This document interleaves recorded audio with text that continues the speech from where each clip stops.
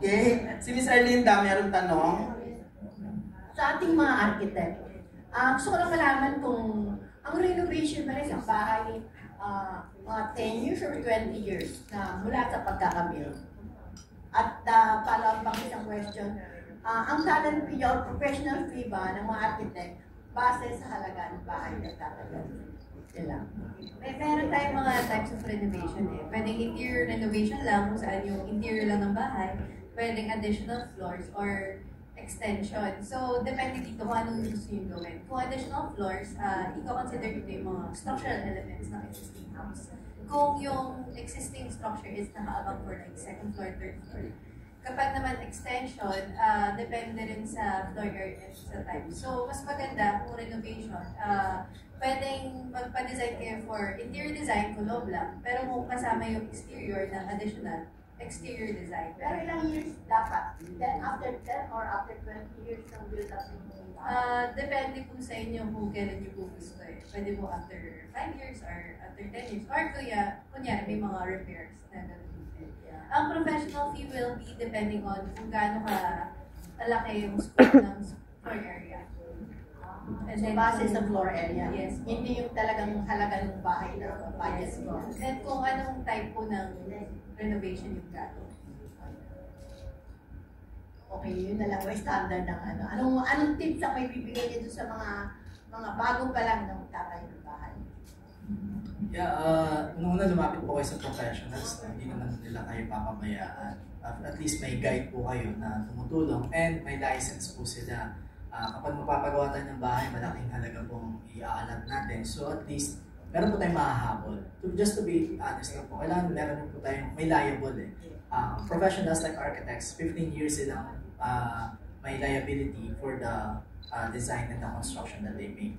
So at least, pag meron tayong kasangkit na professional, we can always count on them to guide us from the beginning. So kung mag-start kayo ng bahay, sila na yung makikipag-connect sa mga allied professionals like engineers, geodetic engineer, electrical, structural, and master plumbers.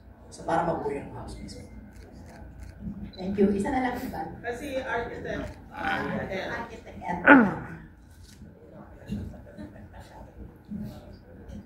Yung binanggit niyo po kung gaano katagal, depende po sa structure.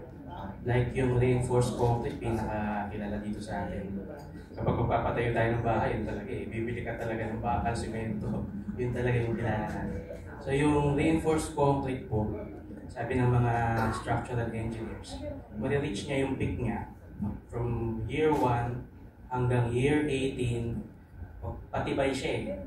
So after 18 years, 20 years, nagaan na siya. Nagdi-depreciate na yung kanyang strength.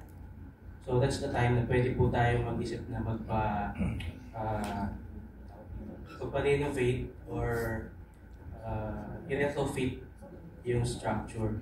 So yun po yung isang factor kung ang bahay natin ay reinforced concrete. Pero of course, kung iba namang material po ang ginamit, may iba rin po nandiyan mga parameters na tinitignan. Thank you, Tita Arlinda. Actually, na-mention ni Architect Danny kanina yung 15-year liability. In architect's part, that's architect's parlance in warranty or guarantee. Ayan. Si Miss Janice Navida, Entertainment Editor of Bulgar. Hi, good afternoon. Yung first question ko is kay Val and kay Sir Robinson. Una kay Val, sabi nga kanina ni Romel, lookalike mo si Tony Gonzaga. So, it's not the first time na narinig mo lookalike mo si Tony. Parang 995 na po kayong tao. So, how do you feel kapag may mga nagsasabi na magkamukha kayo ni Tony? Okay naman po, I say thank you. I mean, she's a good host pala. I didn't mention pala a while ago, she's such an amazing host. So, to me, it's a compliment that naalala na si Tony when they see me. Pero hindi ka ba nape-pressure na to build your own name in the industry? Parang ang hirap kung may kamukha ka, di ba? That is really, really true. Pero I believe naman that if meron ka talagang unique talent that you can showcase to the world, then slowly but surely, the people will recognize you for who you are. So do you think it's an advantage or a disadvantage? I wouldn't say it's either. I feel like it's just there. Pero para sa akin, I would like to strive harder to make a name for myself as a host. Na-meet mo na siya? Not yet, not yet. Okay. Pero willing ka kung sakali na invite ka ni Tony na mag-guest dun sa kanyang vlog? Oh, pwede. Baka sabihin niya, tumitingin ako sa salamin, di ba? Yeah, pero yeah, of course. I would love to meet her. Si Sir Robinson lang. O kasi kanina na narinig na namin yung background ni Valerie. Kayo po, can you share with us kung paano po kayo, kaya na kayo nag-start sa hosting, and sino po yung mga gusto nyo rin makakollaborate na host? Wow, first of all, thank you for that question. I don't think I'll get another opportunity to say this, so I'll do it now. But there's a reason why I've been in the TV business since 2001. My very first show was Lakbay TV on cable, if you remember that. But anyway, before going to that, I know how the TV industry works as far as longevity, and to have a show last more than 1 year is a miracle. To get it 2 years is beyond miracles, but there's a reason why iHeartPH has lasted 9 years, entering its decade. Now, of course, you have the award-winning team of TVA production, but of course, what glues everything together is a magnificent host. So I just want to give you your props. Welcome home, back home to GMA, and you deserve everything that is coming to you. Very prolific host. But so I started in 2001 a TV show called Lakbay TV, travel show, and didn't know what I was doing because I studied to be a director. I went to film school, so I was thrust into hosting because I just happened to speak English okay. So I said, sure, I'll take it. And make a long story short, I went from hosting Lakbay TV on cable to a show called Game Plan on Studio 23, still cable-ish. Thank you for nodding your head.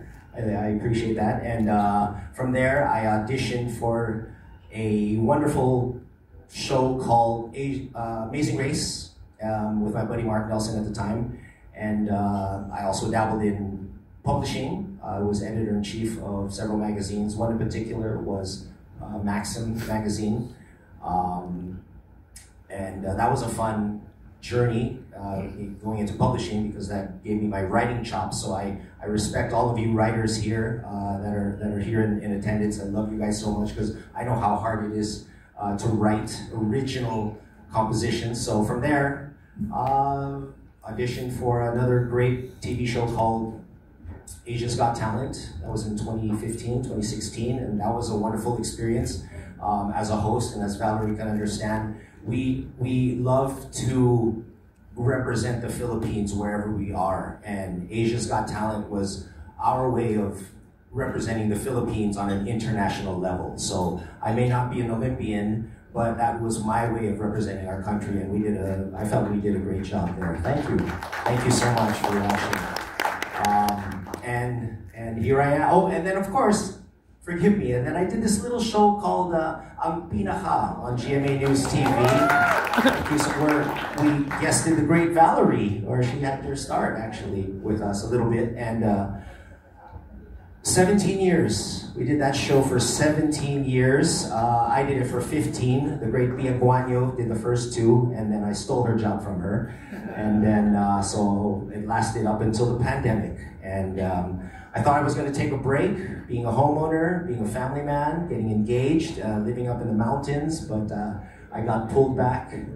They said Habitat for Humanity, and let's make a difference in the lives of people with our new show. And I said, all right, let's do it. But can I work with Val? That's the other deal. And they said yes. So here I am. Yes. Of course, aside from Valerie, sino yung dream mo maging co-host sa isang show? Oh, wow. Good question. Locally, well, I love the guys I grew up with, the guys that I watched. As I mentioned earlier, Joey Mead is a wonderful host.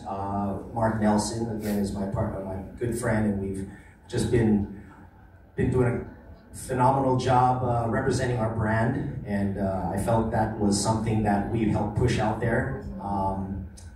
Gosh, who else? Of course, working with Valerie all the time is just such an honor and such a treat, and I love watching you grow and get better and better at your craft. So that's also, those are the people that come top of mind. Ryan Seacrest, internationally maybe? I don't know, why not? Yeah, dream big. Steve Harvey, because I know he'll make a mistake on stage just like me. So, yun lang. Those are it. Wow naman. Sa mga architects naman, I'd like to ask the 3 architects. Kasi ngayon yung panahon natin, diba, uso na ang bagyo at pagbabaha. Oo. Meron na bang mga bagong innovations in terms of designing new houses na magiging flood-free, or kaya yung mga floating houses? Kasi may mga nagsasuggest dapat floating houses na yung gawin ngayon. Parang anytime na bumaha, automatically magpo-float na lang yung mga bahay.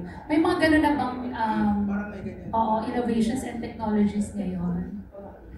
For now kasi depends sa location kung saan nakatayo yung bahay mo. For the floating houses, possible siya kung lightweight structure yung mismong house. Yung technology ngayon is in regards to earthquake, kung saan naglalagay sila na mga technology kung saan sasabay yung bahay sa earthquake na hindi sila. Pero as of now, floating house, nagagawa na siya.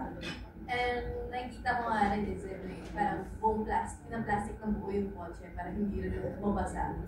So, other than that is pagpapatibay rin ng mismong structure ng bahay, yung bubong para hindi pa rin. Depende rin yun sa pagkakagawa and then sa craftsmanship ng workers. Pero ideally, matibay ang gagawing bahay. I agree. Regarding dun sa house, at least yung mga sanitary, sa water line, at least yung meron tayong proper sewage or proper drainage para iwas yung sa baha. Of course, if it depends on the location din, kung yung location natin is flood prone, mag-elevate tayo or gagawa tayo ng other ways. I-help kayo nila architect para i-design na maiwasan po yung baha. Sa waterproofing din, at least very safe yung iwas sa mga leaks or sa mga sa mga drip moles, anything like that. Regarding sa floating house, I'm not sure kung nandito na tayo sa age or sa generation na pwede na yun. Pero hoping rin kami na, of course, sino ba namang sa mga disaster natin dito sa Pilipinas, mas okay rin na may mga ganun tayo innovation. Siguro add ko lang, sa mga flood-prone area na din-design namin, either tinataas talaga namin yung ground floor or kaya yung ground floor mismo, ginagawang open lang or ginagawa nilang parking or storage, then yung mismo house nila is nasa second floor. So, depende talaga sa gusto ng clients. Add ko lang. Doon po sa floating, siguro na napapanood nyo sa content creator, international content creator. Pero adaptive yung kanilang approach sa construction at sa architecture.